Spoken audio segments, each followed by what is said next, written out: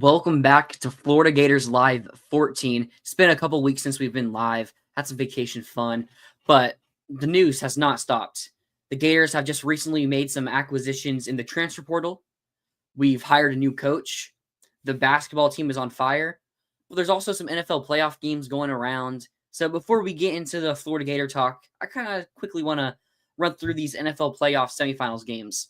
You have the Commanders versus the Eagles, and the Bills versus the Chiefs. Bills versus Chiefs, I think a lot of people thought that's what was going to happen. But then maybe the Commanders are a bit surprising, picking off the Lions, who had been dominant. So I'm going to ask, who do you have in the Chiefs-Bills game? So we talked about this a little bit off air. Like, it's so hard to pick against the Chiefs in the playoffs. But I actually have the Bills. It's both like wish casting, like that's just what I want to see happen. But like, I think they do it. I mean, they won this game in the regular season. I think they are the better team. Like, I think Kansas City has problems. And if they win this game, it'll just be because of like postseason Patrick Mahomes magic. Because I truly think the Bills are the better team. Yeah, I have to agree with you there. I do think the Bills are the better team. It's so hard to pick against the Chiefs and play off Patrick Mahomes. So out of fear, I just don't want to be wrong. I don't want to pick against the Chiefs and then them end up winning. So I'm picking the Chiefs to win it. And then the Commanders versus Eagles game. Man, Jaden Daniels might be having one of the best like rookie seasons for a QB I've ever seen. Like, is there anyone else you can think of at the top of your head that had a better rookie season? Yeah, I mean, like Stroud passing wise, I think a little bit more productive last year. But I mean, I think Jaden Daniels is having the most impactful season of any rookie quarterback that I can remember. I mean, maybe Andrew Luck, but like, I mean, we're going back more than a decade at that point. And then you also have to add in Jaden Daniels' rushing ability. That also adds a whole element to that offense. For sure. I'm picking the Commanders to upset the Eagles. Okay. I don't know if there's ever been a rookie QB to win a Super Bowl. But not that I can think of off the top of my head. I think the Commanders are going to win the Super Bowl somehow. I don't know. Jaden Daniels he has that it factor, I feel. Yeah. And like it's really buried into my skull right now. So I'm just gonna stick with it. Like he beat the Eagles in the regular season. Now that was with Kenny Pickett, I think. At QB. But Jaden Daniels has been playing some really good football. I do think that the Chiefs it's Patrick Mahomes, so they'll do something. But I also feel like Jaden Daniels has been a really clutch QB this year. And I think it's going to be a little bit too much for the Chiefs. Yeah, I mean, the Jaden Daniels thing is kind of crazy to me because I covered him his whole career at LSU. I covered him for LSU Wire. And like, I had real concerns. Like, I didn't think Jaden Daniels was going to be a great pro after watching him in college. I thought he had some issues that were going to get exploited in the NFL and exposed. Hasn't been the case this year. He's been phenomenal. I'd love to see them win this game. I mean, Bills Commanders is my like ideal Super Bowl, like, a matchup. We haven't gotten two teams that haven't been there, at least in a very long time. I think probably since they played each other. Was that the last time they made it to the Super Bowl? Either of them? Is it Commanders beat the Bills in 91? That or Bills, like I know. Yeah, that has to be it. Yeah. So, I would love to see it. I don't think I trust Washington's defense quite enough. They still gave up a lot against the Lions. I think the Eagles probably win this game, but I would love to be wrong. I'd love to see the Commanders pull off the win. Yeah. So then who you got in the Eagles Bills game? That you would have. I think I'd say Bills. So you have the Bills win the Super Bowl. I think I do. I think the Bills are the best team still in this. And if they can get past the Mahomes magic today, then I think they're probably going to be fun. I like the matchup against the Eagles or the Commanders, frankly. So, yeah, I do think the winner. I picked the Commanders to win the Super Bowl. I don't know. It's going to be interesting to see what happens today. So many possible outcomes. And then Josh Allen is projected to win the MVP, right? Yeah, I think he's the pretty heavy odds-on favorite. Okay. I know I saw a lot of Lamar talk. Like, Lamar had a really good season. It's one of the two of them. Lamar's been, I think if the numbers are still the same, I mean, his regular season numbers, Lamar was like better, but I think Allen is still the favorite to win the award. Yeah, that's what I think I saw. But let's move on from NFL talk. Let's get into some Gators football talk. A lot of transfer portal confusion happening. Adrian Maddox commits to Florida on our live show. Yeah, we were live. It was a Sunday. He commits to Florida. We talk about it. We like the addition. Felt it was a really good addition for the secondary as a whole, not just one specific position at Yeah. corner, star, or safety. But then 2 or 3 days later, I think it was on Wednesday, he ends up flipping to Georgia. It's not often you see transfer portal players flip, especially within like 3 days like that. Mm-hmm. So it was definitely a surprise. And I'm not really sure what to take of it because I don't really know if Adrian Maddox was like a big game. I don't think he was going to be like a big game changer. Mm-hmm. Like it's not guaranteed that he was going to start if he was playing star over Sharif Denson or a possible returning Aaron Gates. So I don't know how much the staff could have done or should have done to try to keep him from going to Georgia because their star position, they do have Jonel Aguero, who is starting. And I guess they probably just like offer him more money. Mm-hmm. It's probably what happened. Yeah. I mean, that's kind of the reality of the situation now, isn't it? I mean, I think like what you said is true. Like you don't see this kind of thing very often. I think part of the reason for that is because these guys as transfers just they know what they want. You know, they're not looking at this like a recruit, like trying to be wowed, like where's home? Like they have a pretty clear checklist of like, I want this in a coach. I want this in, talent development, all that, this and this level of championship contender, like all these things are, I think they have a better idea of. So once they make their decision, I think it's more firm. But as we've also seen in high school recruiting too, now when these guys sign, there's nothing binding about it. They're not signing a national letter of intent anymore. They're signing a financial aid agreement, which they can get out of it pretty much any time. So, I think you're just going to see that, I'm sure Florida's going to do it to someone else at some point too, where, they committed to another school and you come in with a late offer for more money, which, I mean, I don't know that that's what happened here. Maybe there were other factors, but it's hard not to kind of just assume that's what happened here, I would say. And but I think you're right. Sorry, go ahead. You were saying about the transfer portal, you can just pretty much enter. Even if you don't enter the transfer portal, we just saw with the Wisconsin safety Xavier Lucas, who enrolled with Miami. He left Wisconsin, man. So he couldn't enter the transfer portal because he signed an agreement, and so Wisconsin was blocking him from entering the transfer portal. Mm-hmm. I'm sure there's a lot of other stuff behind the scenes we don't know about. Well, they're alleging tampering, tampering, and he just left Wisconsin and enrolled at Miami. Didn't enter the transfer portal. He just didn't enroll in classes at Wisconsin. I've always wondered, like, is it just the transfer portal, just the title of it? Or because I just was like, okay, you're just not going to classes there, you're going to classes there. Mm-hmm. But I guess the transfer portal is like an official thing where you don't like not enroll from school and you just transfer. I don't know. It's weird. Yeah. Well, that's what's going to be decided in court. But I mean, I think to me, that's a fascinating legal proceeding because, what the NCAA basically did in their like temporary ruling was come out and say the transfer portal doesn't exist. Like it doesn't matter. You can just unenroll from a school at any time and re-enroll at a different school. There's no need to go through the process of entering the transfer portal. So like if that holds up, I think the transfer portal is pretty much going to become obsolete when guys realize they can just unenroll and be a complete free agent without going through the hoops of the process that the NCAA wants you to. So we'll kind of see what happens there. I do think to like the social media, like the 247, the sites, I think you'll still be considered a transfer portal because Xavier Lucas is still considered a transfer from Wisconsin to Miami. Sure. So that's why I'm wondering, like, what is the transfer portal like an official title? Like, it's a database is what it is. Okay. And it's a database that you enter yourself in, and coaches and personnel people can literally go in and see position by position, school by school, who all is in the transfer portal. But you don't have to enter that database as of what the NCAA just said a few days ago. So. But I do wonder, what's the recruiting rules around if you're not in the portal? Like Lucas just unenrolled from Wisconsin and signed with Miami. When he unenrolls, can Miami recruit him? Like because there's obviously the tampering. Like I'm talking in a legal sense. Can they like get him on a visit? Can they talk to him? That's what I wonder. That's a good question. I mean, I'd say from my understanding of what the NCAA said, it seems to me that once you're unenrolled, you can do whatever you want. Yeah. That's kind of how it seems. I mean, again, this is an active legal situation, so Yep. this could change, at any point, depending on how these lawsuits play out. I mean, obviously, Wisconsin's not happy, and a lot of the Big Ten, and I mean, they're going to have a lot of support from programs because no one wants this to be able, No. none of these schools want this to be able to happen, whether it's good or bad. Yeah, not at all. They don't want to see players be able to just unenroll without going through the process of the portal. Yeah.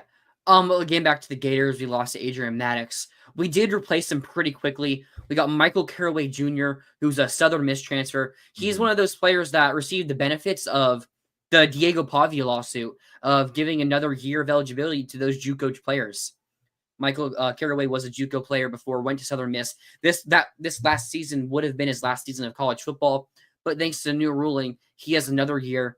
He is 6'2". I have it right here. 6'2", 195. Mm-hmm. Yeah, 6'2", 195. Played mostly corner for Southern Miss, but I do suspect that he's going to also play star, corner, safety if we need him to. Don't think he is set to play at that corner position. PFF wise, wasn't really the highest graded player, but actually pretty poorly graded. But obviously, PFF isn't the defining feature. But we're looking at a player that has plenty of experience in college football. And, when you're trying to get someone who's primarily going to be a backup, it's going to be hard to go get those players that could go and start for other schools. I mean, if you go and look at some other people we were targeting, like Bishop Fitzgerald, who ended up going to South Carolina, and his teammate Brandon Sisse went to South Carolina. Bishop Fitzgerald went to USC, I think. Like, those are places where they can both start almost guaranteed. But if they come here, you got Sharif Denson, who has been on this program for going on his third season now, and Aaron Gates, who, if Aaron Gates is healthy and playing at his best, he's the guaranteed starter, no questions asked. So it is a bit more of a risk to come here, but I do like the addition. Although, if we do get into a situation like we were last year, where Jason Marshall got hurt, Devin Moore got hurt, which is almost a given at any point in the season. Jakeem Jackson ended up getting hurt. Even Cormani was hurt, and we had Dijon Johnson playing through. What was his injury? I know he had surgery earlier in the month, but I mean, you had everyone in that secondary hurt. Not gonna really push the blame at anyone. Sometimes that just happens to teams. But if you do get into a situation like that, I don't know if Michael Caraway is gonna be someone that is like trusted that can play like that. Because what if instead of being a Triquez Bridges, he's DJ Douglas? I mean, it wouldn't look too good. Yeah, kind of limited experience with Caraway. Looks like this was kind of his only season as a full-time starter. Started like 4 games with 11 appearances in 2023. Yeah, I mean, not absurdly productive. Like you said, didn't grade out super highly. I mean, I think you're right that this is I think any transfer, and this was, I mean, it's not like Maddox was a guy that necessarily looked like he was going to come in and be an instant impact SEC guy either. I think all these positions you were recruiting for in the secondary and the transfer portal, aside from like if you had gotten like a very high level safety, not sure that player was really like there, then they whiffed on. Like I'm not even sure they were in the mix for anyone like that. Maybe a high level safety comes in and starts for you, but yeah, I think mostly what you're looking for in the secondary is depth. And I mean, I don't hate the idea of taking on a corner with, an older player with starting experience. I will say, to be fair to him, just on a pretty bad team and on a pretty bad Southern Miss team in general. They went 1-11, right?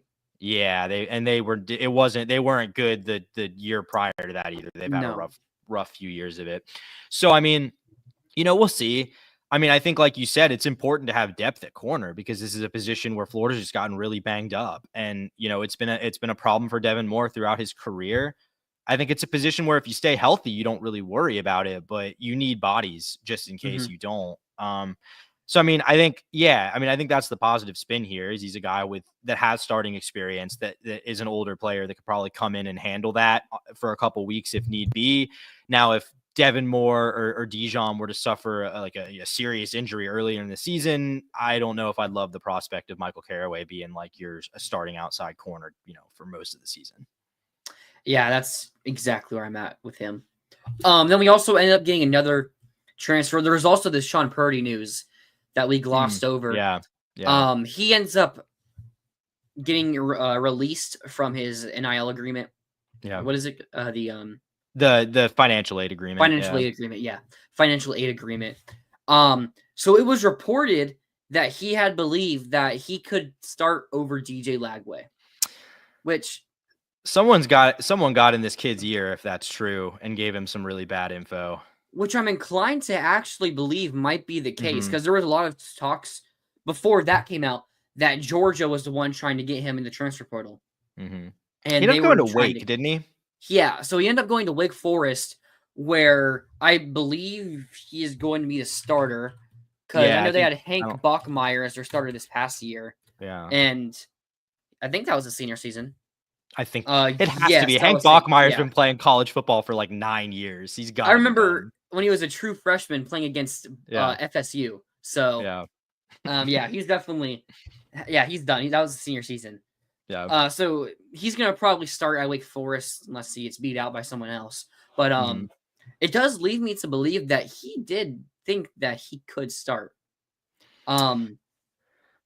Yeah. I mean, I will say that like the addition of Purdy kind of didn't make sense to me from the beginning. Like the whole time I was like, why is this kid coming here? Like he was pretty good. He was pretty, it was like, he's a pretty good true freshman starter at Charlotte. And it's not like Lagway is going into a draft eligible season where it's like you sit behind him for a year and then you're the guy. Like if he thought he could start over DJ Lagway, like I don't know what gave him that impression. Maybe which that's just so crazy to me that it makes me feel like there has to be more to the story than that. But I think there had to have been some miscommunication in some regard, because someone lied. Someone's lying here, I guess is what I'm saying. I'm not saying it's him. I'm not saying it's the Gators. There's something that doesn't add up here about the situation. Yep. I do think the Gators ended up in a pretty good situation afterwards, though. We get Harrison Bailey a transfer. If you're a Gator fan, you are familiar with this name. He was a highly rated recruit coming out of high school from the state of, I'm not sure which, from Georgia. Went to Tennessee. Yeah, you're right. You're right. But yeah, he ended up going to Tennessee, really highly rated. I remember a lot of buzz about this kid going into the 2021 season, I believe. Didn't really do anything. 4 touchdowns, 2 picks in 2020. Didn't really do anything in 2021. He ended up transferring to UNLV, where he got stuck as a backup, and then been with Louisville for the past 2 seasons, getting backup playing time. He did start the bowl game that Louisville played and won, where he had 3 touchdowns and 164 yards, no interceptions. So for what you're getting with a backup, I mean, that's a pretty good game right there. Like as Ultra Gator says here, this was a really hard position to recruit for. Like, you're not playing unless there's injury. That's why I thought the whole time I was very impressed with them landing Deshaun Purdy, because I was like, that's about as good a pickup as you're going to get for that backup quarterback spot. Ended up being a little too good to be true. I think this is fine. I think if Harrison Bailey had to make a start, I think it would be better than what we saw from Aiden Warner. And if something serious happens to Lagway, the season's over anyway. So I don't think there was anyone you were going to get in the portal that would have, kept the season on track if something were to happen to Lagway. So I think this is fine to me. And if I'm not mistaken, Florida now has 3 of the 4 highest rated out of high school recruits, QB recruits in the state, like of us, Miami, FSU, UCF, and then obviously the other ones. We have 3 of the 4 highest, with Lagway obviously being the highest rated. Then I think it's Bailey, and then Carson Beck at Miami, and then it's Tramel Jones, I think. So was Bailey really a better recruit than Carson Beck? I believe Harrison Bailey was in the 60s. I mean, he was a big time recruit. No doubt about it. I remember that. I remember Florida recruiting him like early in his high school process. I just didn't realize he was that high. Harrison Bailey on the composite was 99th. Wow. And I believe Carson Beck was in the hundreds. I think you're right then. Yeah, I don't think Carson Beck was a top 100 prospect. Carson Beck composite was 254. Wow. Okay. So that's crazy. Tramel, wait, is Tramel higher than Beck? What is Tramel? Tramel's in the 200s, I'm pretty sure. Tramel Jones is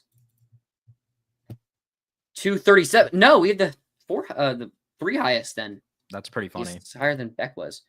Unless I'm missing someone from Miami, because I know Was they have Emory like Williams a big time recruit? I don't really Emory remember. Williams was like in this 500s. He was a 3-star. Okay. I know they have the one Luke Nickel, I think it is. I think he's in the 300s. Mm-hmm. So, yeah, I guess we have the 3 highest, which is insane to think. That is crazy. But yeah, so, going back to Harrison Bailey, it's just someone that Lagway does end up getting hurt. He's not gonna tank. He's not gonna be the reason your season tanks. Like the Texas game when we had to put in. Sorry. When we had to put in the Yale transfer, I just completely forgot his name. Aiden Warner. You know, he kind of tanks. He's part of the reason we lost that game. Like he's probably I would say he's part of the reason we lost that game. He had an interception that gave Texas a touchdown. Part of the fumble. I mean, I think it was a bad handoff on the fumble at Jacoby. I mean, him playing better, we still would have lost the game, but he did not play nearly a good enough game for that to even be competitive now. Yeah. But if you have Harrison Bailey in there, I don't think it's going to be as bad. Mm-hmm. Are you possibly talking, if you replaced, say the game goes the same way defensively and everything against Georgia, if you have Bailey in over Warner, how different does that game look? Because that's a game with 5 minutes left. Yeah, I mean, I think it could. I think you could sell me on it being different. I mean, Harrison Bailey has not really done anything too impressive when he's gotten the chance to play. So, like, I don't want to be overselling him here, but I mean, Aiden Warner was a walk-on at Yale. Like, he's a walk-on at Florida. Like, this is just versus a top 100 recruit who obviously has had a disappointing career, but I mean, guys are rated that high for a reason. Talent doesn't always translate to success, but if you're taking 2 players that haven't proven to be successful, give me the more talented one of the 2, which is where we're at with Bailey. Yep. So moving on from that, this seems to be the end of our was this the fall transfer portal class or winter? The winter class. So this seems to be the end of that. We do have one roster spot left, I believe, which I assume we're going to pick up in the spring portal when the spring portal opens. What about would adding Onus count, or are you counting? You're right. Adding Onus would be the last one. Is Harrison Mertz 2.0? People don't give Mertz enough credit for. Yeah, if Harrison's as good as Mertz, that would be like that would be an amazing transfer pickup as a backup quarterback. But I do suspect that once we get into the spring, we're probably going to lose like one of the running backs. I'd be surprised if we didn't. There's probably going to be also one or two other guys that leave. And I think that what we're going to target, probably a defensive tackle, specifically a nose tackle, pending on the injury news of like Jamari Lyons. I think that's a big factor in that. There's been reports of Fletcher Westfall, like them believing he's the guy at left or at tackle, whether that's left or right. I would expect right tackle, but which leads me to believe that we aren't going to target starting tackle in the spring portal, like we believe we would in this portal cycle. And then elsewhere, possibly another corner or DB. I'm surprised they didn't add a true safety at any point in this. If not a starter, just a guy that can be in there and compete and be a body. That's a little surprising to me. But yeah, I think us getting 2 safeties in the recruiting class, both Hayward, Laganza Hayward, and that's true. Hilton Stubbs, kind of changed things a little bit, but. Because you also then have Castell, who's been a 2-year starter. You have Bryce Thornton, who's now started in multiple games over the past 2 seasons and looked pretty good. And you have those 2, plus Gregory Smith. Do you only have 5 safeties? Who am I forgetting? Oh, Josiah Davis. But I believe he's a special teams specialist. Am I wrong? Yeah, I mean, I don't really think he's going to play a big part in the road. I mean, I'm not even sure Gregory Smith's going to play a big part. I know people who really like Gregory Smith. Okay. They think that if Castell doesn't keep with that improvement that we saw at the end of this past season, that Gregory Smith is someone who could end up like taking that spot. There's also the report of Asa Turner trying to get a medical redshirt. Not sure if he returns to Florida though. If he That's retains what I was it. about to say. I think he probably would get that. I'm not sure he's coming back if he does. Yeah, probably go down. I mean, he played one half of football, so I can't really say how good or bad he was because a lot of players on the defense looked bad. Yeah. But with Yeah, if that you judged injury, everyone just by the first half of the Miami game, we have the yeah, worst defense in America. yeah. But with the young guys we have on the defense, and coming off that injury, I don't know if it's going to be a good sight for him at Florida. But you have anything else you want to add to the transfer portal from this cycle? Maybe a future receiver we might go after. I mean, I think how aggressive we are in the spring is really just going to depend on the attrition. I think there's been an element of frustration for me with the way they've approached the portal in the winter, like not necessarily, still being a little bit slow on the jump in terms of the guys that they're going after, targeting more role players and depth guys than instant impact players. That's frustrating. I will say, like, they have been battling limited roster spots. Like they've been really like having to be selective on who they take in this portal cycle. So I get it. I mean, I think it's fair to expect there's going to be more attrition in the spring. How much obviously is like how many guys leave after spring ball. It's going to determine how aggressive they are in the spring cycle. But I mean, I'd kind of say that, I mean, I'm not, never say never, because the Gators got Elijah Badger after the spring last year. And he ended up being a really impactful player, obviously. So I'm not saying that it's a complete, finished product, but I think the odds that you're going to add many guys in the spring that are going to be major impact, probably not super high, maybe only one or two guys that do that. So the long-winded point I'm trying to make here is I think what you're looking at is more or less the team that's going to be taking the field in first week of September or whatever against Long Island. So I think we're getting pretty close to kind of having a decent idea of where this team is at. Yeah, if I'm not mistaken, we also got Ricky Pearsall in that spring portal cycle. May 21st, I can't remember, but you might be right. He entered in April. Okay, yeah. Okay. Interesting. They've had a pretty good back Arizona State receivers, yeah. Yeah. So there is that. We have had pretty good spring portal cycles. There's also someone else we got in last year's portal cycle, if I'm not mistaken. Let me try to figure that out. Was Gums a late edition? I don't think it was Gums. I'm pulling it up right here. Oh, trying to load. So with the addition of Onus Conan, which we expect to happen, that would put us at 85, right? 85. Crap. In terms of how many we're going to lose, like I just truly can't like give you an estimate there. I mean, it's going to happen because spring is where a lot of position battles get decided. So you're going to see guys that lose battles enter the portal. I think probably pretty fair to expect that you're not going to lose major impact guys in the spring. It's going to be more depth guys that are not in a great spot in terms of seeing the field. But in terms of a number, that's just hard for me to guesstimate right now.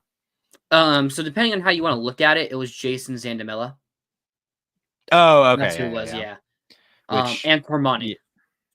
It was both of them. Speaking of Cormani, didn't he just get put on scholarship? He did. Cool. Good for him. Good. Yeah, I was gonna say good for him. George Gums was January. Yeah, he was January committed. He actually committed to Cincinnati before.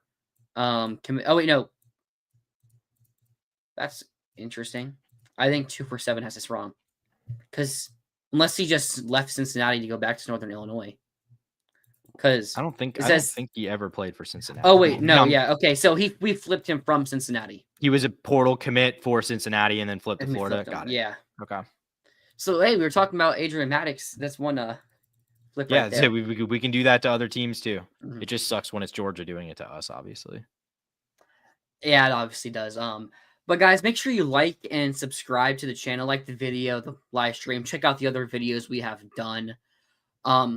We did just make a hire recently, new safeties coach to replace Austin Armstrong. And I actually think this is really interesting. Vinny Sunseri from Washington, or Jacksonville State, actually, the new DC, was Yeah. the new DC for Jacksonville State. Mm-hmm. What I think is interesting here is, from what I've heard, Austin Armstrong didn't really spend too much time with the safeties.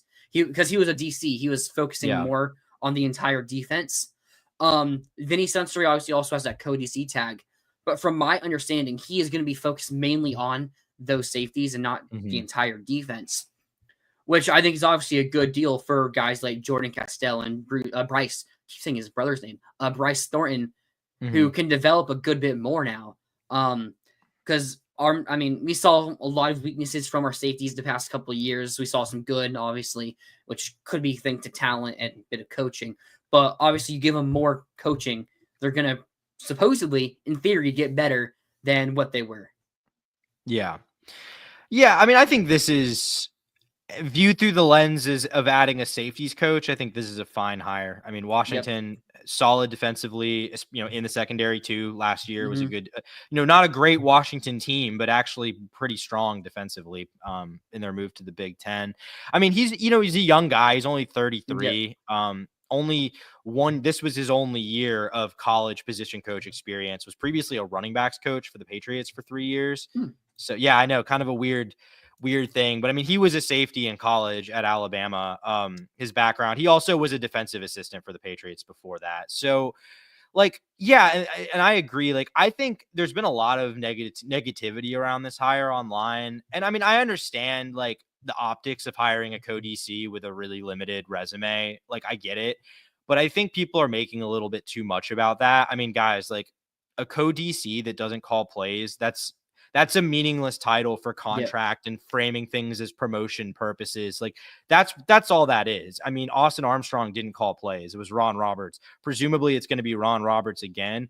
I mean, I'm not saying Sunseri won't have like any responsibilities in terms of overseeing the whole defense, but I wouldn't be like, wow, Florida hiring a defensive coordinator with 1 year of college position coach experience. That's not what this is. You want to know how young it feels for Vinny Sensory to be? He got a pick 6 against Johnny Manziel in college. Wow. Which feels interesting. That is crazy. Yeah, 30.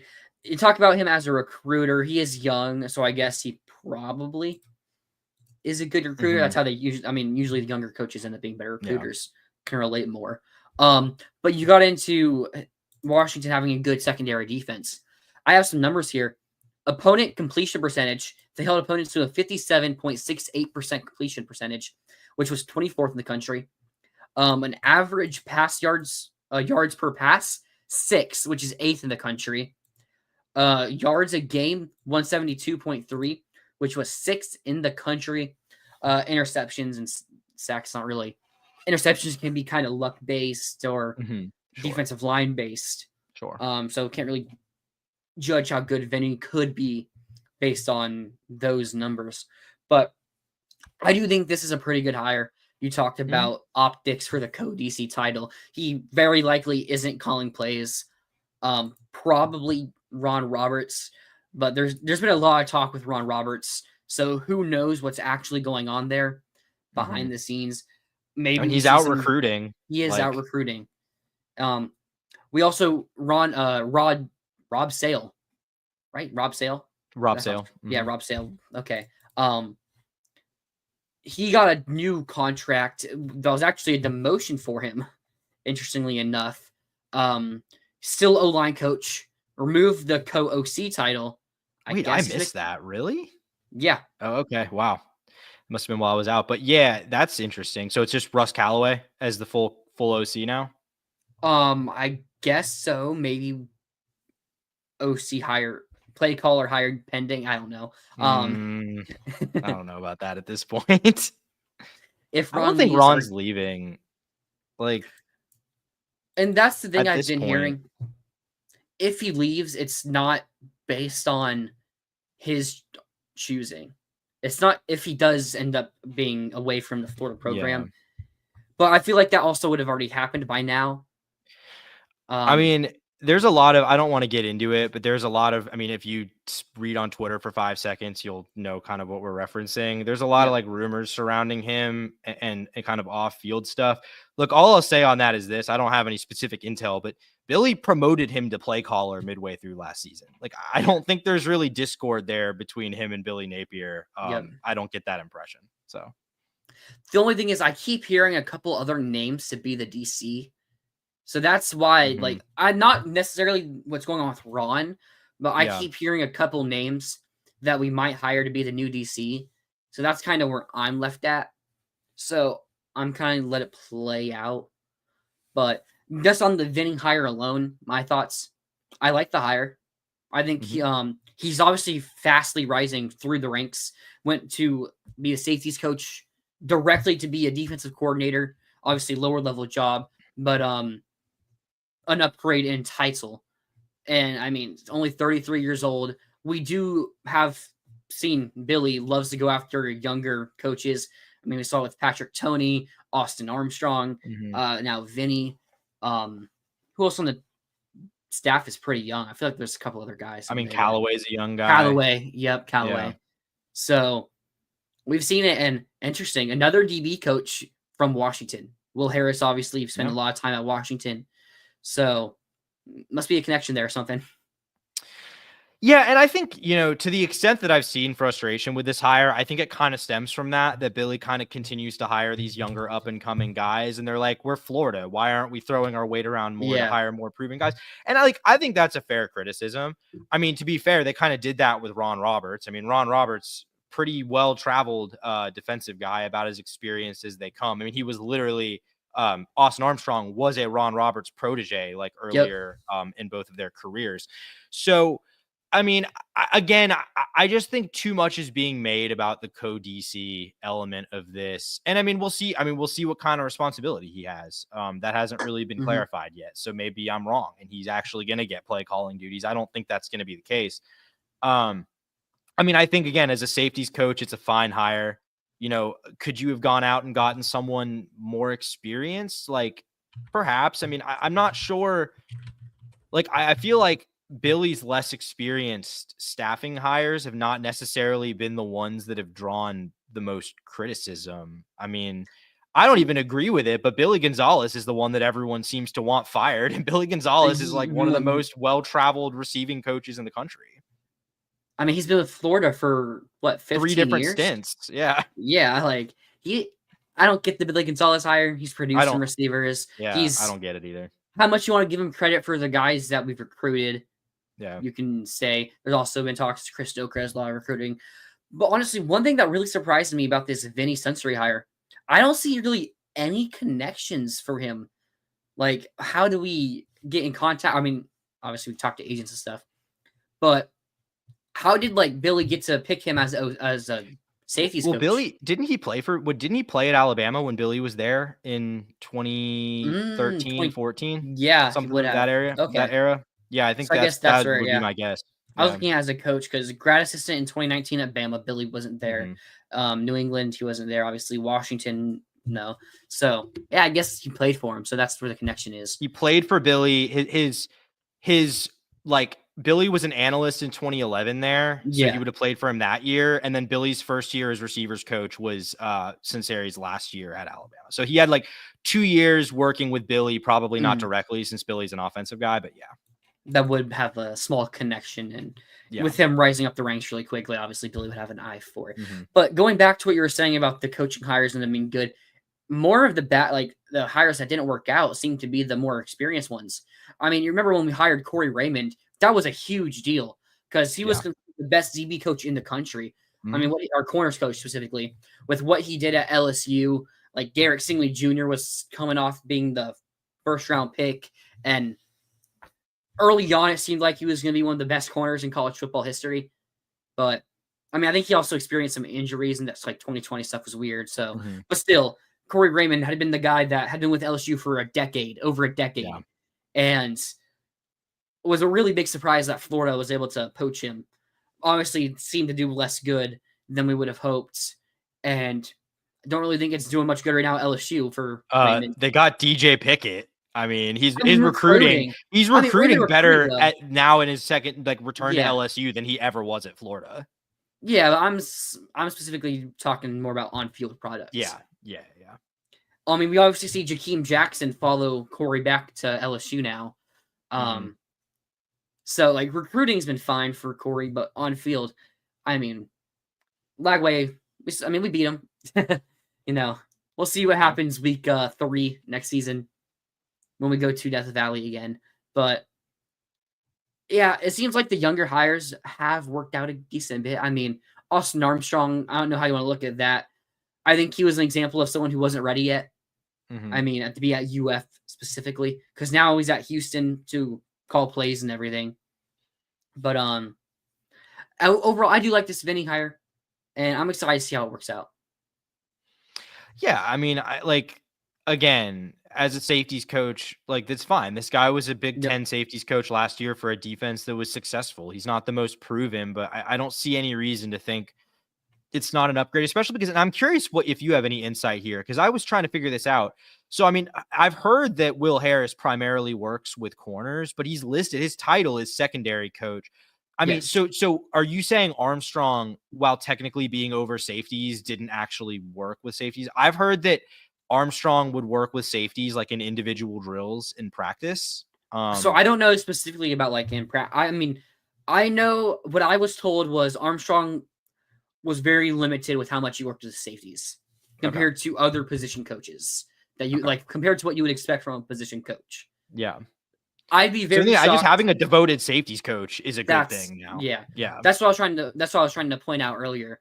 Yeah. Like more time with the coach and everything to develop them. And as I was saying, I'd be shocked if Vinny wasn't spending a lot more time with safeties than what Armstrong was. Yeah. Which, from a guy who was calling plays and running the defense, you get. But until at least like October of this year, because he lost play calling midway through the season, right? It wasn't Ron Roberts. Was it Ron Roberts the whole time this year? Because my understanding was they kind of switched it up throughout. I've heard a lot of things, man. I don't know what the truth is. Okay. I mean, when you look at the Miami game, the play calling, was that really the biggest issue in that game? I mean, I don't know if I would say zone. Yeah, I mean, I think it was more execution than scheme in that game, I would say. That's like one thing I push back a lot of people. They look back through the years of Billy's tenure. We'll move on from I'll end this there. They look back through the years of Billy's tenure and like specifically talking about him as a play caller, and they're like, okay, statistically and stuff, or look at this specific game, or it's like, okay, the offense didn't do good. I don't think it's necessarily play calling. Because if you go back to Billy's first year when we lost to Kentucky, I don't think we lost to Kentucky because of play calling.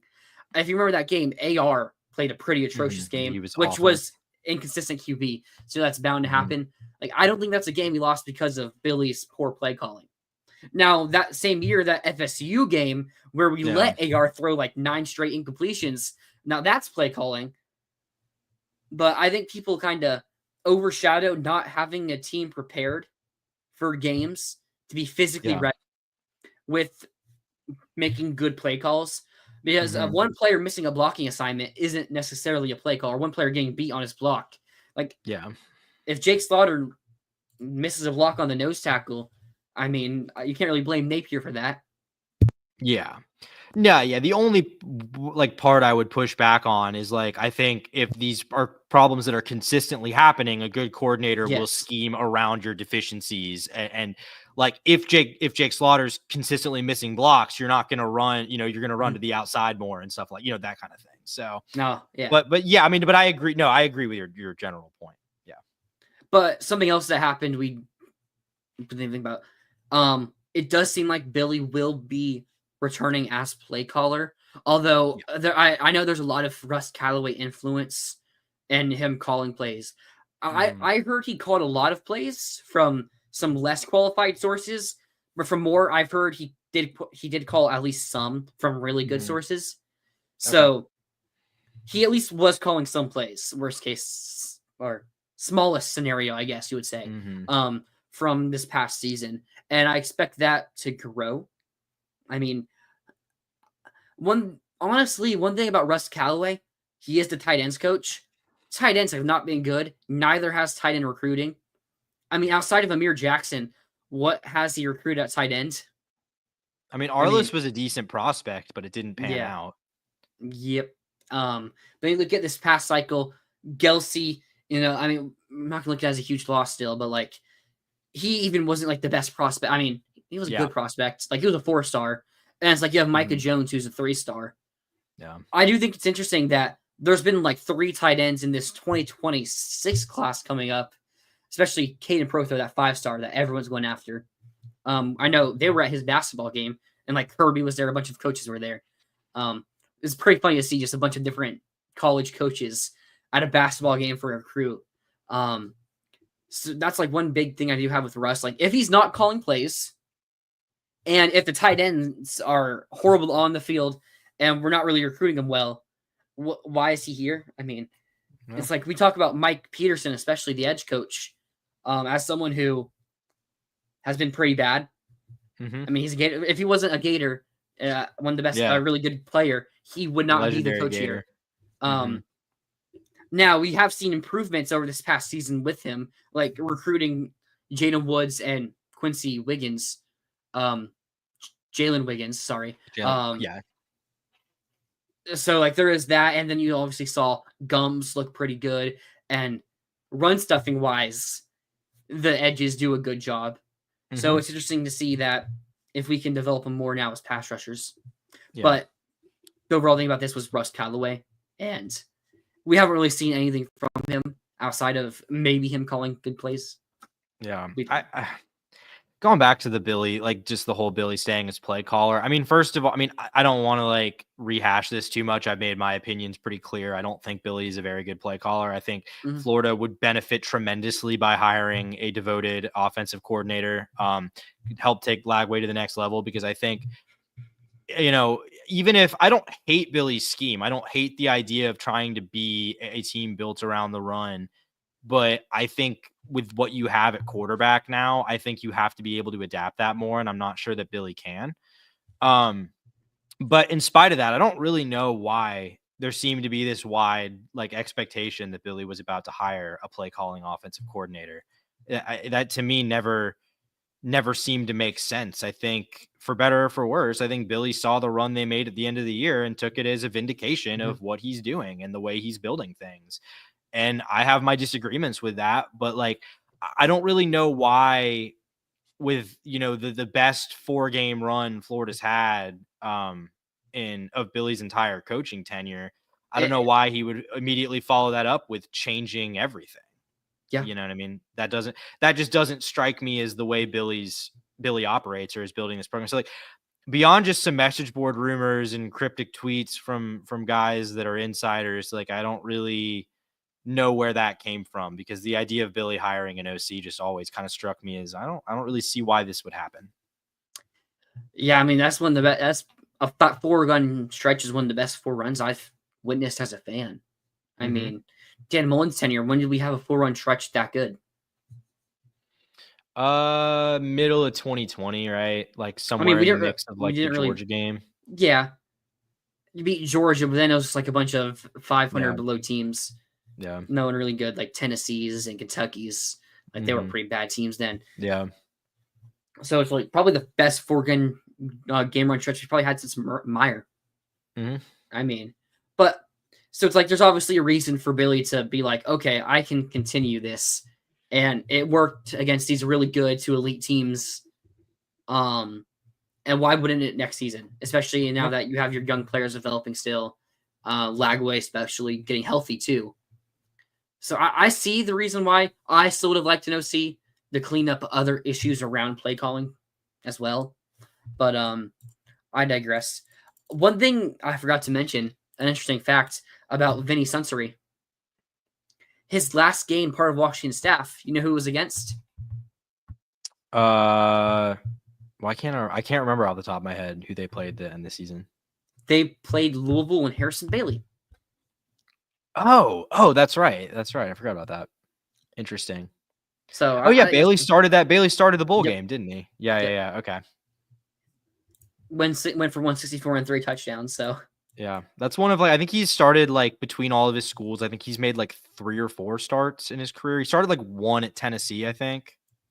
I think he started against us. I think that sounds right. If he didn't start against us, he 100% got put in against us. Like I remember playing the Gators playing against Harrison Bailey. Let me figure this out real quick. 2020, we only beat him 31 to 19. That is interesting. He went 14 of 21, 111, 1 touchdown. So JT Stroud also went 12 of 14, 121, 1 touchdown. So I don't know who started, but they both went for. I want to say similar. Bailey did not start and then got put in. They benched Stroud and put in Harrison Bailey, if I remember correctly. That does sound right. Because they also played another cube. They played Brian Maurer, who went 1 of 1 for 8 yards. Man, give Heupel some credit. They were in a rough spot before he got there. Like for all the criticisms and like I think they underachieved this year in a lot of ways. But man, like he has raised raised the floor there tremendously. And well, they actually had pretty good skill position players. I mean, Ty Chandler started NFL games. Eric Gray, pretty good running back. He's in the NFL. Velus Jones, he gets playing time. I don't know if he's a starter. I think he's a Bears, starter. Right? Yeah. Then Josh Palmer is a starter for the Chargers. Jalen Hyatt, a starter, obviously, for the Giants. So, I mean, they actually had some good skill position players, too. But QB situation was just dire there. I mean, it's bad.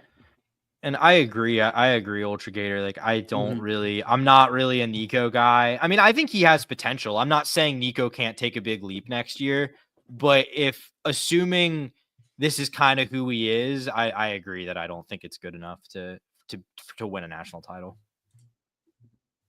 Yeah, I have to agree there. Did you see? So they extended their defensive coordinator, Tim Banks. I saw Tennessee fans complaining about that. Well, I mean, their defense was loaded with talent this year and didn't end up. It was fine. It wasn't bad, but I think it didn't end up being like this elite unit that a lot of people felt like it should have been. I mean, it was probably like a top 20 defense in the country, top 15 defense. Yeah, and I mean, I think people just looked at the personnel, especially on like the defensive line with guys like James Pierce, who's going to be a top 10 pick in the draft. I don't know exactly where he's showing up on mocks these days, but he's going to be a high pick. Like, I think they just were expected to be like really, really good. And I mean, they were great in like the Alabama win. They had their moments, but obviously got absolutely torched by the best offense in college football to end their season. But like so did like Oregon and I mean, Texas 28 points against Texas actually did a good job. Texas actually contained them. Ohio State also had like big penalties that sent them back a lot in that game. In that Texas, there's like crucial third downs where they hold or false start. I feel like that game defensively for Texas was more Ohio State hurting themselves than Texas. Like Texas made plays, obviously, but then I think Ohio State hurt themselves more than Texas beat them, or lost to them, but affected them. Let's talk about some college hoops. I mean, the Gators. We took that 1-point loss to Missouri in a shocker. No one really saw that coming. I had a little bit of worry. I mean, in that game, my thought was if we played at Missouri, I think we would like be very worried about that game, possible us losing. But we were at home, so I was like, maybe it's close, but I think we'll pull it out. We end up not. Missouri wins it by 1. Missouri is now a top 25 team and just beat Ole Miss last night at home. I think they did. It was at Missouri. Missouri is one of the hottest teams, like not inside the top 10 already in the country. I mean, they went 1-1. They lost to Texas, who's also very hot, winning 3 of their last 4 now, with their 1 loss in their last 4 being by 24 points to Florida. Right? Yeah, we beat by 24, 84, or was it 24? Florida, Tennessee, Texas, something like that. I can't remember the score off the top of my head. But yeah, so I'm not too worried about that Missouri result because Missouri is a really good team, and we had a really poor start to that game. But now we're on a 3-game win streak, including just beating the brakes off of Georgia. I mean, to start this game, like the first 6 minutes, Georgia was actually shooting like 80%. They were like 2 of 2 or 3 of 3 from 3. Had like 2 misses in the entire first 6 minutes of the game.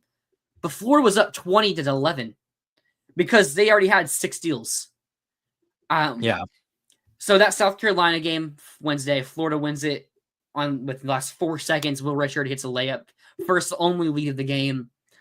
I mean, we got lucky to escape out of there. But one big thing I think we learned in that game is how good we can be at press. Because we showed it a lot against Georgia, and we ended up with 18 steals. I mean, where was that in the first half against South Carolina? Like, they started doing that, and it completely changed the game. Yep. I think Golden, I don't know if he was holding it, maybe trying to hide it until he needed to use it. I don't know what was happening. But we did end up using it, and it ended up being a miracle worker in that game, and then helped us demolish Mike White and the Georgia Bulldogs. I mean, Elijah Martin had 11 points in the first 5 minutes of this game against Georgia. Like, he had 11 of those 20 points that I mentioned in that first 6 minutes of the game. And, I mean, he finished with 17, so he slowed down a bit. But then you had Walter Clayton also finished with 17, finished with 5 assists and 5 steals and 0 turnovers. I mean, I don't think people, especially as of late, Walter Clayton, like, his, like, player of the year, like, he wasn't going to win player of the year because Broom and Flagg are that good. But, like, top 5-ish area, I've seen him slowly fall down.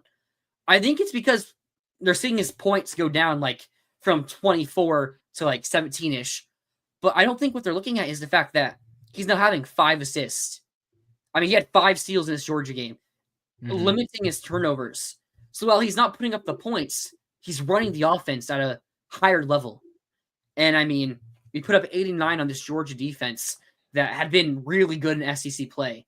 I mean, they held down Kentucky in their game against Kentucky. What was it, 70-68 against Auburn? I think it was 70-69. I think it was a 1-point loss to Auburn.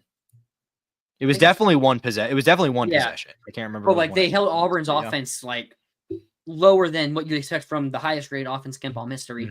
So, for us to put up 89 against this really good Georgia defense, I mean, I feel like this was like the first game offensively that I felt we really played to our true potential. I mean, because even against Kentucky, when we put up 100, it's like we missed a lot of open shots, it felt like, and we missed a lot of free opportunities. throws, right? Yeah, missed a lot of free throws. But this game against Georgia, we scored 11 less points than we did against Kentucky. But I feel like it was like the most complete I saw us play. Yeah, I mean, well-rounded on both sides of the ball. I mean, it showed what the ceiling of this Florida team is. When it all comes together everywhere on the court, this is a team that can beat, a tournament team in Georgia by 30 points. That can beat a top 2 seed in the tournament right now, Tennessee, by 30 points. Like, that's how good this team has the potential to be. We've also seen, I'll be honest, I was out of the picture. I did not watch a minute of the Missouri game. So that one I kind of just missed. It seems like Florida was sloppy and Missouri just played a really good game, was kind of what I could tell from box score watching on that. So what happened? Missouri got up in the first half by like 19 points. Yeah. We came out defensively poor.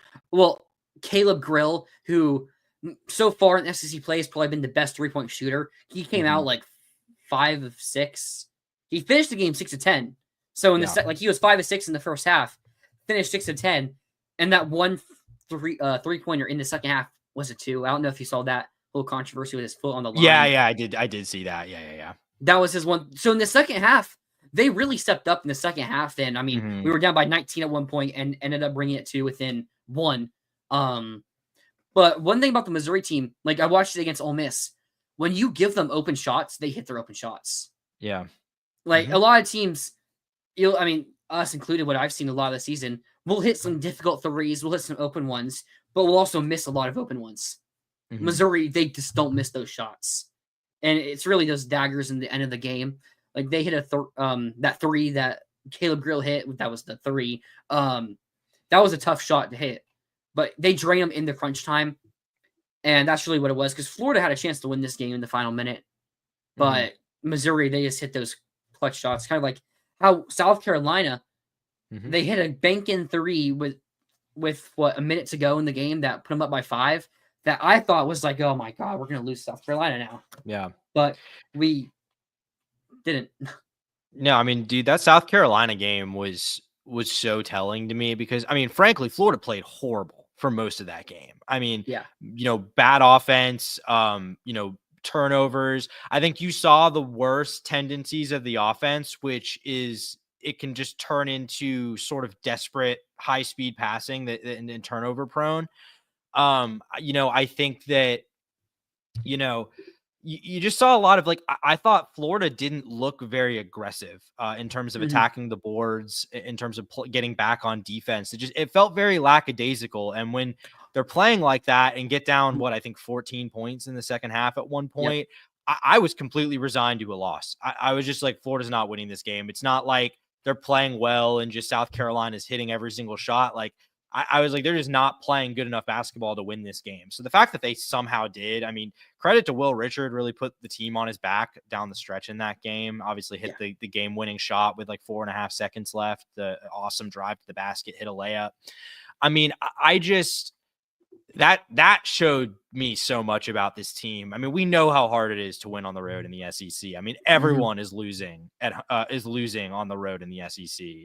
Even except Auburn. But I mean, even Auburn, that Georgia game was way closer and than South Carolina game. And so I mean, it's just tough. I mean, we saw it yesterday. A&M blew a huge lead against Texas on the road. Ole Miss couldn't beat Missouri on the road. Like, it is South Carolina, very, very hard. State went to overtime. Oh man, back-to-back brutal losses for South Carolina. It's hard not to feel bad for them. South Carolina, like 4 of their past 5 games, 3-point loss to Auburn, 3-point loss to Vanderbilt, where they led in like the final minute of that game against Vanderbilt.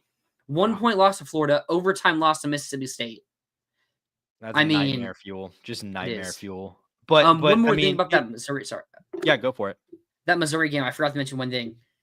I didn't get a chance to tie it or take the lead. A chance to tie it. Walter Clayton got fouled on a 3-pointer. And Walter Clayton, throughout his career, has been one of the best free throw shooters in the SEC. He went 1 of 3 on the free throw line on that attempt.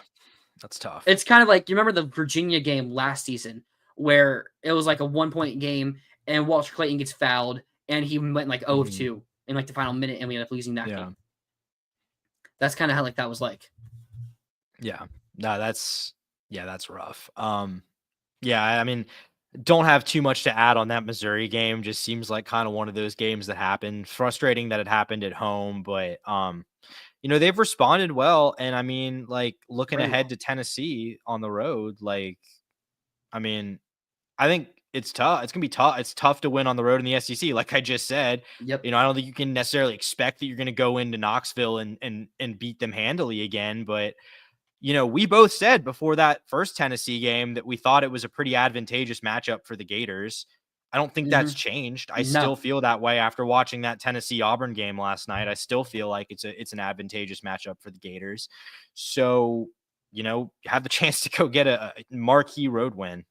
It'd be really huge. It would be a really good chance to get that marquee road win, as you said, against Tennessee. We're really about to get into a point in the schedule that really makes or breaks how high we'll be as a seeding. I mean, if we beat Tennessee, right now I see 3 brackets on Bracket Matrix that has Florida as a 1 seed. Really? I've only seen 2 seed. That's interesting. Oh, there's smaller brackets but gotcha. Like they're we'll see what happens with the new brackets that release, because Tennessee was a lot seen as like that last 1 seed. It was like them or Iowa State. Yeah. Tennessee lost. I've seen a couple that have us as the first 2 seed ahead of Iowa State. So I figure we'll see a couple like known brackets that end up having Florida as a 1 seed now. And I think especially if we go and beat Tennessee on the road, I think we'll really see Florida lock in like that spot as a 1 seed. We do get our bye game. We have a week to prepare for this road game against Tennessee. Don't play on Tuesday or Wednesday. I know last year, I think it was like 12-4 or 12. Sorry. There's 14 teams. I think it was like 11-3. The record of teams coming off byes where like they had the break between their games.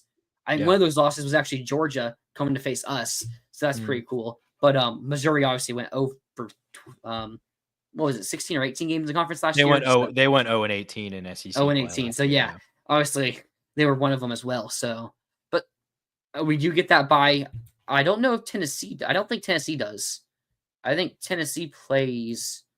Oh, why did that do that? That's weird. Couldn't tell you off the top of my head. Tennessee plays Kentucky. Wait, so they've got in Oh my god. in Lexington or in Knoxville? Home. Man, so they're at Auburn, home against Kentucky, home against Florida.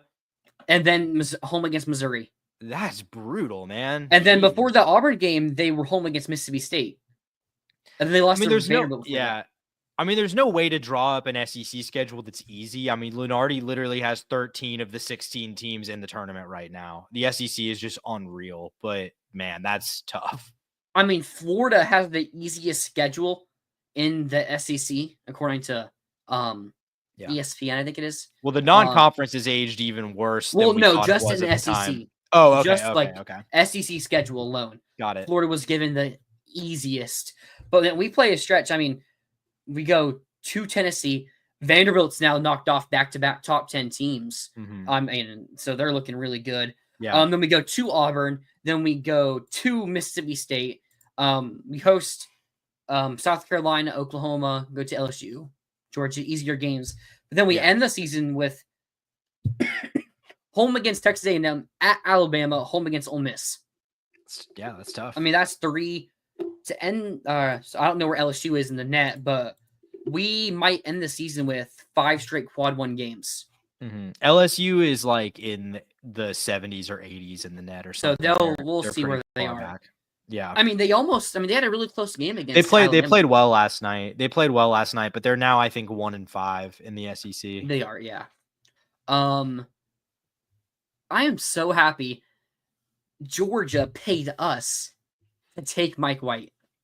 It's pretty awesome, isn't it? That's like the fleece of the century. I mean, yeah. We didn't have to pay them. I mean, we didn't have to pay Mike White anything. They paid us over $1 million to take him. I mean, now, obviously, they're better than they were under Tom Crean. So, I mean, it was a good hire for that. Like, Mike White is a good coach for Georgia and what their expectations are as a program. Because they're like a projected 8 seed in the tournament, and this is like the best season they've had in. Okay, now they're still a projected NCAA tournament team, is my point. They're bubble now, and they're on a 4-game losing streak. The point I'm making is being on the bubble is a successful basketball season at Georgia. Like, they have non-existent expectations. If he followed his Florida trajectory of getting there and losing the first or second round every single year, they'd build him a statue. Like, and I'm not even saying that as a shot at Georgia. They've made up their mind about where their priorities are, and we've seen how that's worked out for their athletic department. But it just is what it is. To me, 2 things are true at once there. Like, that was a great move for Georgia, and also it was an incredible, incredibly fortuitous for the Gators, the way it worked out. Yeah, definitely is. I mean, I think it'll be pretty cool to see the SEC break the record for getting 12 teams in the NCAA tournament. The current record is 11. They're still projected to get 13, I think. Yeah, we are, but there's going to be some more conference. I'm sure. Yeah. I'd be shocked if we got 13. Yeah, that's hard to believe. Texas is right on the cusp right now. Like, Texas is like hot. the last. Well, what I'm saying is Texas was in a position where, at least according to Lunardi, they were going to drop out of the projected field had they lost yesterday to A&M. By winning that game, they buy themselves some goodwill. But I mean, that was a really good win too. So yeah, I know for sure. But going to what I was going to say, I'd rather see Georgia miss the tournament than SEC break the record. I think I'd rather see. I want to see Mike White fail. Did you see that he didn't want to do the his post-game show or post-game press conference inside Florida? Is that like, I heard that? Was that real? Like, did that come from? I didn't really want to like pass that on because I just didn't know how legit of how accurate that report was. I saw he did a press conference somewhere else, not in the main media room, but I don't know if that's the reason why. It might I be. hope it is. I I hope it don't know. is. It's funny. I hope so too. It's really funny if that's true. But I don't. There might have been logistical reasons for that too. I don't know, but I don't that's know. very funny. But getting in, we already talked about our next game at Tennessee. What is your prediction for that game? I'm like hesitant. It's like feels very aggressive to be like, I think Florida's going to go beat this team on the road that they already embarrassed. But Yep. I kind of do think they are. I mean, I don't think they're I going to win it by 30. I think it's going to be a really tough game and they're going to have to play well to win it. But I kind of do think they do win it. Just like I think Florida against like Auburn, that's a matchup that would really scare me. I think Tennessee just is it like it's a good matchup. I think Florida's built Yep. to beat teams that are built like Tennessee. Yep. They don't play a really good offense. I mean, at No. all. And our offense, I feel, is just good enough to score, and our defense is good enough to lock them down. I do wonder if they get JP Estrella back. I think JP Estrella could have been the difference in them beating Auburn. I So mean, they didn't he's need much to win that. They wouldn't have needed much to win yeah, that game. and he's probably their best offensive big man. So missing him Yeah. obviously is a big deal. Something we didn't even talk about. Micah Handglotton can play if he Yeah. wants to What play. about that, man? I mean, I don't know. Did you see what Todd said after the game Yeah, about it? if he calls him and says I'm ready, he's playing Saturday. Yeah, I mean, I understand it. Like I see it from both ways from Micah's perspective. I mean, I don't think he's gonna come. I don't think he's gonna start over Chinyalu if he came back. Maybe he would. I'm not Probably saying not there's no. immediately. Yeah. I guess what I'm saying is Micah's, just to be blunt, like Micah's not an NBA player. I think it's understandable if Micah wants to preserve this season of eligibility, whether that gives him more time at Florida or if he leaves and goes somewhere else. Like, I wouldn't blame him if he did that either, to be honest with you. Just the, unfortunate situation, the way things have gone. I don't know if the path to starting is going to be here at Florida in the long term, but regardless, I guess what I'm getting at here is the idea. I understand his hesitancy in burning that medical red shirt. I also wonder if it's not even that, and if it's mental, like going back on the court. Sure, and I mean, psychological with bad leg injuries like that, like absolutely, man. That's totally understandable if that's especially the case. at 7'2". I mean, yeah. I couldn't imagine. I mean, oh my goodness. I think if he comes back though and plays at a high level, that would be a really nice addition for this team. If there's one limitation here, it's that they don't necessarily have the size depth. You know what I mean? The backup center, right? We don't have that. Like, I mean, Alexis, you have Condon kind of who can play that role. Yeah, he can. Well, I'm saying when Chinyalu's off the court, they'll kind of move Condon more into that role sometimes. I think you'd really love to have a third guy though that can do that. Micah better defensively than Condon is at this point. Yeah. Condon is a wild card. Sometimes Condon is like a borderline liability, I feel like, and sometimes Condon's like puts the team on his back. Like he had 14 points and 8 rebounds. He had 4 offensive rebounds, 4 defensive rebounds against Georgia. So like he had a good game. Oh, he was really good. Yeah, he wasn't that great against South Carolina. No, he was not. It's really interesting because he goes on from winning the SEC Player of the Week to that game like against South Carolina and Missouri were a bit disappointing from him. But then he rebounds with this win against Georgia, and we'll see what he does against Tennessee. He had a good game against Tennessee last time, right? That was I feel like everyone had a good rebounds. I feel like everyone had a good game against Tennessee the first time. Yeah, 12 points, 12 rebounds. I think he also had a couple of assists and 2 blocks. So yeah, he had a good game against Tennessee. So hopefully he can do that again. See how different it is. I think the biggest thing though, Sim Alexis, I just don't think when Condon's on the floor, I don't think Condon actually plays much with Alexis on the floor. Alexis doesn't play a ton, period, I feel like now. He had a good game against Georgia defensively, I feel like he played more earlier in the year than wasn't seeing a ton of minutes, and now he's kind of getting back into the rotation a little bit. He got 9 minutes against Georgia, 9 minutes against Tennessee, 7 against South Carolina. So like, I do think Micah would get. I don't know how many minutes Micah would get, honestly. I mean, I think Micah would be. I mean, Micah's probably your instant 7th man behind Aberdeen, right? maybe Houck had a really good game against Georgia too. Yeah, that's true. That's true. That's a good point. Houck is playing well. Yeah, I Houck don't had know. what, It 14 depends and on how 10? healthy Micah is too. I mean, this is a pretty rapid recovery for a nasty Mm-hmm. injury for Micah. Like you just don't know where he's Yeah. at. That's also what I've been wondering. If he can play, how healthy is he? Like, Yeah. And maybe that's part of the, maybe it's psychological, like you said, maybe it literally is physical. Like maybe he's a full participant, but that doesn't mean you can be cleared and be a full participant while still having some lingering like rehab effects. You know what I mean? yeah, something I want to check. Oh, okay. I was looking because I remember last year in the Florida Georgia game, they had a big man that was just dominating us. Like he was hitting everything. But Mm-hmm. then I thought he was still on their team, but it's someone else. Okay, it's Russell Chue. Because I thought it was Serial. I'm not even gonna try to pronounce his last name. And I was like, why did he only play 13 minutes? But I guess it wasn't him. Mm-hmm. Which, because yeah, I was like, I wonder how we match up against who I thought it was.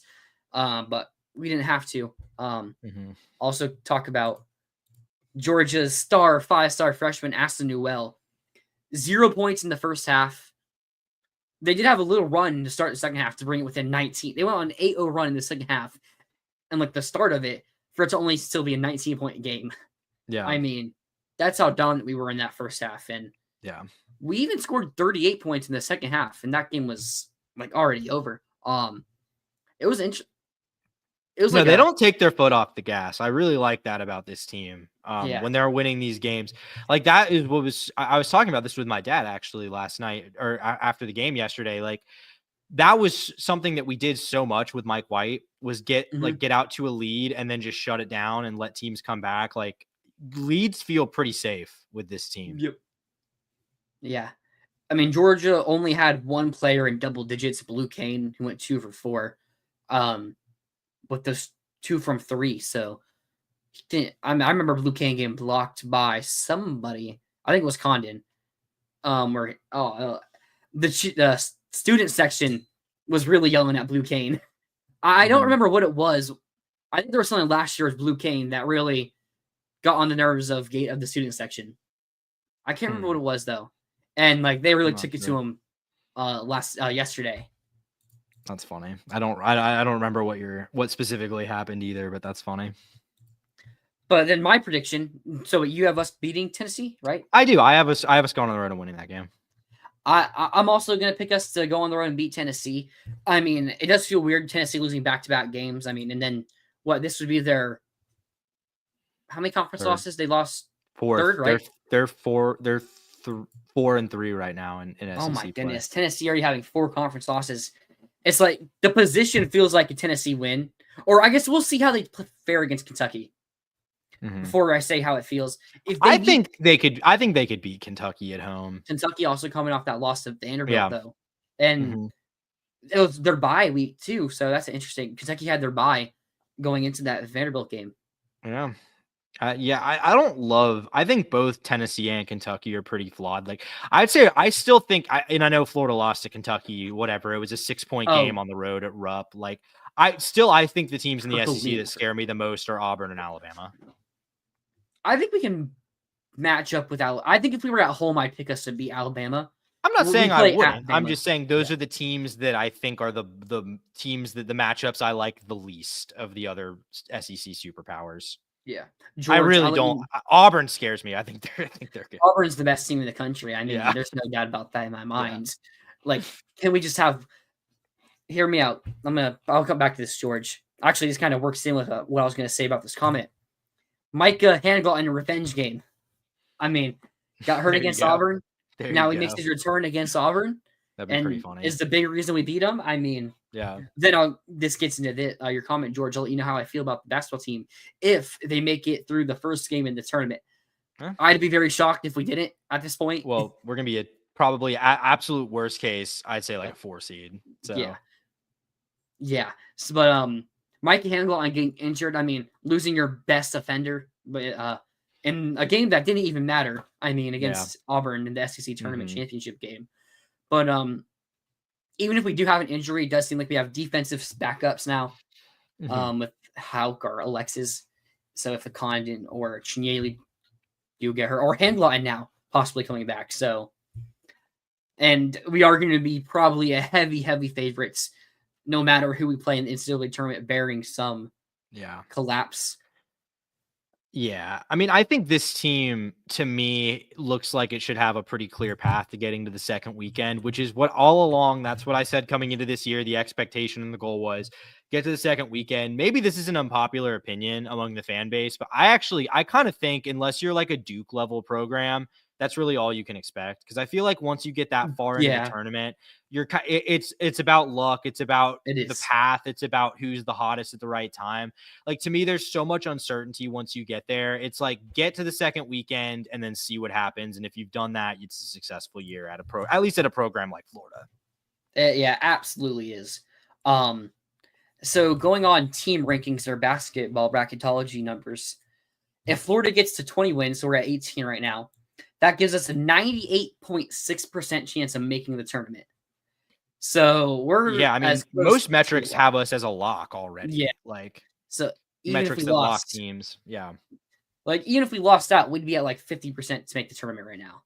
Yeah. And if we win one more, we're probably gonna be like 80% plus. But right now our probabilities, we're currently highest probable to be a 2 seed at 37%. Our second highest is a 1 seed, though, at 27.4. So that's pretty close. I mean, I would love to be a 1 seed. It's going to be tough because if we want to be a 1 seed, we probably have to be at least one of Auburn or Bama. And I mean, if you don't beat both, you got to hope they both slip up. One of them slips up again somewhere bad. Like, at this point, too, like going to SEC, winning the SEC, I don't know if we can win the SEC at this point. I think if we want to win the SEC, we have to beat Auburn. And then even then, we're still going to need some luck because we're probably still going to lose at least 2 more games. Yeah, I mean, there's going to be probably another Missouri-type slip-up in there. The SEC is just too good. You're not going to win. Like, there's games on that. I mean, look, LSU on the road. Like, that's the kind of game you could lose. Like, they're not a great team, but it's hard to win on the road in the SEC. Mm-hmm. And I mean, Florida could be 12-6 in conference play, and that's probably going to get you a 2 or 3 seed in the tournament. So I think 12-6 would get us a 2 seed for sure. Yeah. So, but like Florida was what 11-7 last year in conference play, and they were I think so. Yeah. Well, we also had like 5 losses and or 3 losses in non-conference plus. SEC wasn't as good as it was. So yeah, but we had a stronger non-conference because our non-conference was kind of a joke this year. And if we're being honest, like it's aged. Yeah, but we also had like losses. We had losses, 3 losses compared to 0. Sure. But I'm just saying like that. But I think that also just goes to show how much better the SEC is this year. I'll also say Wake Forest is rising back up. I mean, they had a really close game against Duke last night, a game that they had the lead in the second half. Yeah. So that win, I mean, is shooting up a lot. They're still not really. I mean, they have a lot of work to do if they're going to be a tournament team, though. They're not. Well, they were in the tournament going into that Duke game. Lunardi had them in the as the last team in the next 4 out. They were like on the back end of the bubble, and then that dropped them out of his bubble at all. That's Jerry Palm or whatever might have something different, but that's where Lunardi had them before that game yesterday. Okay, Team Rankings has them as the 4th team out. Okay. I've seen other brackets like the team of 64 that had them in. Lunardi's last update was January 24th, and he doesn't have he has Wake. If you look at his daily when he tweets his daily thing about what each game means, that's what he said about yesterday's game. Yeah. Okay, but still, that is going up. George, I want to be number 1 seed in basketball because that's freaking impressive. It really is. And I mean, Billy only did it twice. Yeah, twice. 7 and 2012 or the second. Yeah, the second title year, and then the Final Four run year. Yeah. Yep. So, it would be a very impressive thing. I'm gonna say we're a 2 seed in the tournament because, again, but looking back at the SEC standings, if we don't beat Auburn, our chances to winning the SEC goes from like 10%, right? I mean, it's like 5%. Yeah, it's probably pretty high because you already got what are we 5-2 right now? Yeah. Okay. Yeah. So I will say Alabama. Have you seen Alabama's stretch of games? Or wait, is it not Alabama? No. Thought it was Alabama. Oh wait, okay, here.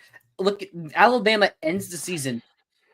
So from February 11th at Texas, one of the hottest teams in the SEC, home against Auburn, at Missouri, home against Kentucky, home against Mississippi State, at Tennessee, home against Florida, at Auburn.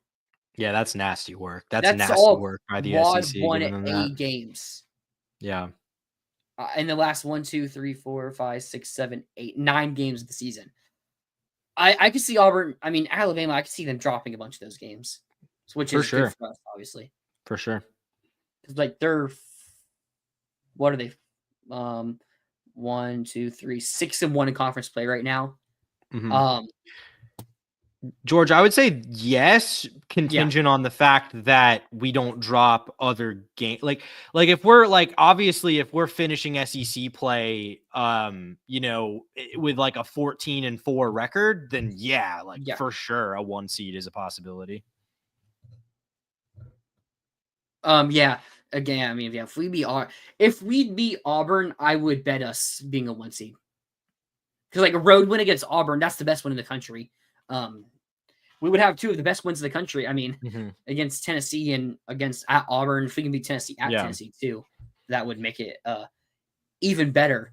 So that would be really cool. But I mean, yeah, I can't believe how many good teams there are in the SEC. It's crazy deep. Yeah, and even the bad teams are good teams. None of them are outside the top 100 in the net. Like, we need to be 13-5 minimum, go 6-2 the next 8 and 2-1 the last 3. I'd be okay at 12-6. I mean, to be a 1 seed. I mean, need two to be what? Yeah, I guess that depends what you mean by that. If you're talking about 1 seed, you're probably right. I mean, I think Florida can have a very advantageous tournament path at 12-6 or even 11-7. Yep, probably. So, we got to hope that we can get the first round bye in the SEC tournament. If we're talking about winning it, obviously we're gonna hope to have a first round bye. Currently, we're tied third. Missouri has a tiebreaker over us. That would give them. We'll see if that holds. Let me look at Missouri's schedule upcoming.